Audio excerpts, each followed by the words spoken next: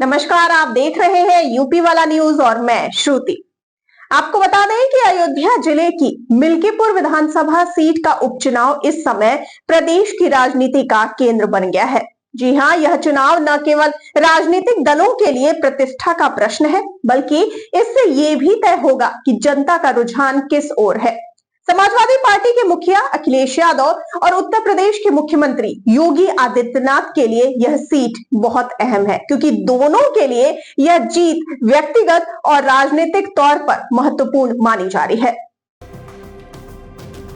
मिल्कीपुर में सपा के वरिष्ठ नेता अवधेश प्रसाद के अयोध्या से सांसद बनने के बाद यह सीट खाली हुई। समाजवादी पार्टी ने उनके बेटे अजीत प्रसाद को प्रत्याशी बनाकर चुनावी मैदान में उतारा है। अजीत प्रसाद लंबे समय से क्षेत्र में प्रचार प्रसार में जुटे हैं, लेकिन अब हालात बदलते दिख रहे हैं। भीम आर्मी के मुखिया चंद्रशेखर आजाद ने सपा को चुनौती देने के लिए अपने उम्मीदवार सूरज चौधरी को मैदान में उतार दिया है। सूरज चौधरी पहले समाजवादी पार्टी के ही नेता थे और अवधेश प्रसाद के करीबी माने जाते थे। टिकट न मिलने से नाराज होकर उन्होंने सपा छोड़ दी और आजाद समाज पार्टी में शामिल हो गए। यह कदम सपा के लिए परेशानी खड़ी कर सकता है, क्योंकि सूरज चौधरी का प्रभाव क्षेत्रीय स्तर पर मजबूत माना जाता है। वहीं दूसरी ओर भारतीय जनता पार्टी ने पासी समाज के चंद्रभान पासी को टिकट देकर जातिगत समीकरण साधने की कोशिश की है। भाजपा का यह दाव समाजवादी पार्टी के पारंपरिक वोट बैंक में सेंध लगाने की रणनीति का हिस्सा है। मुख्यमंत्री योगी आदित्यनाथ ने इस चुनाव को बेहद गंभीरता से लिया है और स्वयं इसकी निगरानी कर रहे हैं। कई मंत्रियों और वरिष्ठ नेताओं को इस क्षेत्र में लगाया गया है। इसके अलावा मुख्यमंत्री ने मिल्कीपुर में लगातार दौरे करके जनता से सीधा संवाद स्थापित करने की कोशिश की है। भाजपा का यह प्रयास स्पष्ट है कि किसी भी तरह से यह सीट जीती जाए, ताकि अयोध्या लोकसभा सीट पर मिली हार का बदला लिया जा सके। मौजूदा परिस्थितियों में यह मुकाबला त्रिकोणीय हो चुका है। समाजवादी पार्टी के अजीत प्रसाद, भाजपा के चंद्रभान पासी और आजाद समाज पार्टी के सूरज चौधरी मैदान में हैं। सपा के लिए यह चुनाव आसान नहीं होगा, क्योंकि चंद्रशेखर आजाद का उम्मीदवार सीधे उनके वोट बैंकों को नुकसान पहुंचा सकता है। वहीं भाजपा जातिगत समीकरणों के साथ प्रशासनिक ताकत का भी उपयोग कर सकती है।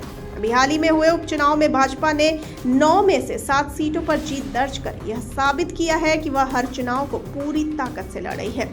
आपको बता दें कि मिल्कीपुर में इस बार का चुनाव सिर्फ जातिगत और राजनीतिक समीकरणों का खेल नहीं है, बल्कि यह जनता की बदलती सोच और उनके मुद्दों को समझने का भी मौका है।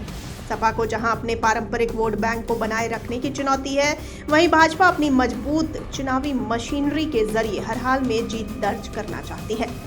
चंद्रशेखर आजाद की एंट्री ने यह सुनिश्चित कर दिया है कि सपा के लिए यह राह और कठिन हो गई है। बता दें कि जनता के बीच प्रचार प्रसार जोर शोर से जारी है, लेकिन इस चुनाव में जनता का फैसला निर्णायक भूमिका निभाएगा। मिल्कीपुर का यह उपचुनाव यह तय करेगा कि क्षेत्र में जनता अखिलेश यादव के विकास मॉडल को प्राथमिकता देती है या योगी आदित्यनाथ की मजबूत प्रशासनिक छवि को। चंद्रशेखर आजाद की मौजूदगी ने मुकाबले को और दिलचस्प बना दिया है, क्योंकि यह देखने वाली बात होगी कि उनकी पार्टी समाजवादी पार्टी और भाजपा के समीकरणों को कितना प्रभावित करती है। फिलहाल मिल्कीपुर में चुनावी माहौल गर्म है और सभी दल अपनी पूरी ताकत झोंक चुके हैं। अब यह देखना होगा कि जनता का जनादेश किसे मिलता है। आपको क्या लगता है? अपनी राय हमें बताइए कमेंट सेक्शन में, और साथ ही जाते जाते इस वाले वीडियो को कर दीजिए लाइक और शेयर, और चैनल को सब्सक्राइब करना बिल्कुल ना भूलिए। मुझे दीजिए इजाजत। नमस्कार।